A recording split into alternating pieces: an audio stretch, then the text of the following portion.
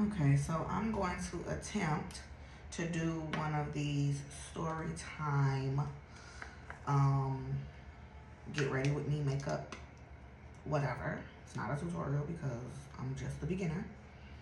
But I literally just posted a video where I was talking about a young woman saying, if you don't see me with somebody, don't ask me about them. I posted that video today and I recorded it a few days ago.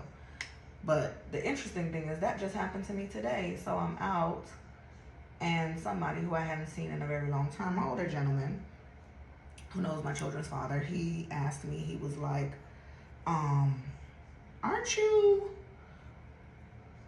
oh, and he was like, aren't you the wife of somebody? He's like, I know you, but I know you was married to somebody. And I was like, don't ask me about nobody you don't see me with. But I said, if you must know. But I was like, if you must know, yeah, I am currently in the middle of a divorce from who you think. And he asked me what's the name, and I was like, and I gave him the name. He's like, oh yeah. And then I said, I was with my daughter, so I was like, oh, that's my daughter. She'll be 14 on Friday. And he's like, oh, she's the one that used to sell jewelry, that makes jewelry. And I'm like, she actually still does. She sells jewelry still. Like, she never stopped.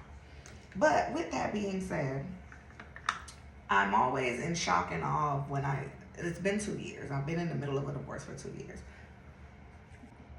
And some of the strangest things that I've learned from being in the middle of this divorce for the last 2 years, December of this year will make 3 years.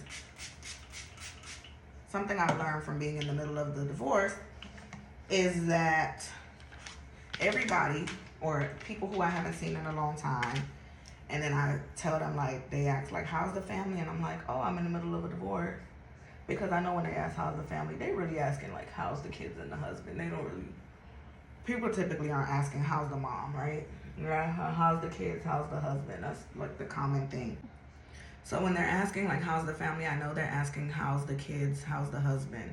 And I'm always inclined to tell them, like, oh, I'm in the middle of a divorce. And so once I say that, I've had a few reactions. I've never had anybody, unless they don't know me, I haven't had anybody say, like, oh, I'm sorry to hear that. If they say I'm sorry to hear that, it's because they don't know me. But that's because I guess they're coming from a place of, like, divorce can be hard, right? So, but the people that do know me and they had no clue, like, what was going on or whatever, they're like, about time, or, you know, you deserve so much better, or you can do better, or we seen it coming. It's not like from a malice place. I don't want it to be misconstrued like these people are like, oh, they were plotting my downfall. But back to the young man, or it's an older gentleman. So back to the man today when he said, oh, when he asked about my children's father, who I was once married to, he pretty much ended up telling me, he's like, I saw it coming a long time ago. And he's like, is he doing something with himself? And I was like, honestly, I don't know and I don't care. And he's like, just kind words of wisdom. And he's like, just keep moving forward. You've always been doing your best, and now you can do even better without him.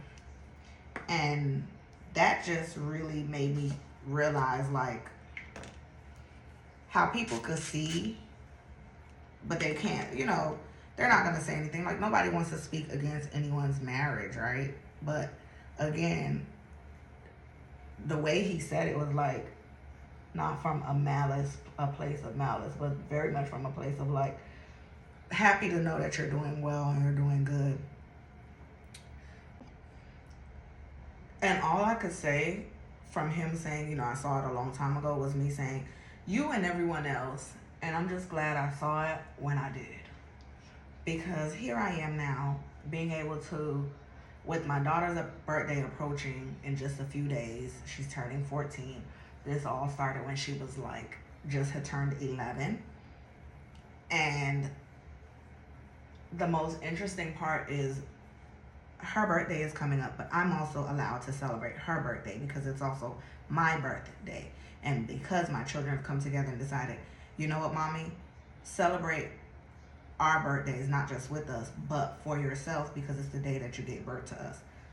They so smart. They're so smart.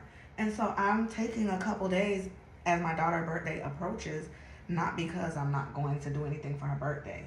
We are still doing something, right? But we'll also have a big something else coming up in 2 weeks for her birthday because it's her birthday month. And she just so happens to have March, which is 31 days. So it's her birthday month.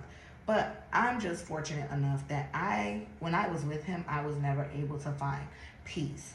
And I think what I want to say, it's necessary to know the people that in your life that don't bring you any type of peace. I mean, when I say I could never find peace, my children could never find peace, and it was just always very, very tumultuous. It was always something. It was always the bills. It was always, and now here I am. I haven't complained about finances in so long. I don't complain about my house being clean. I don't complain. There's just things that are not my ministry that I don't complain about anymore because I'm not gonna say because I'm not a wife, but because I was with somebody who didn't bring me any peace.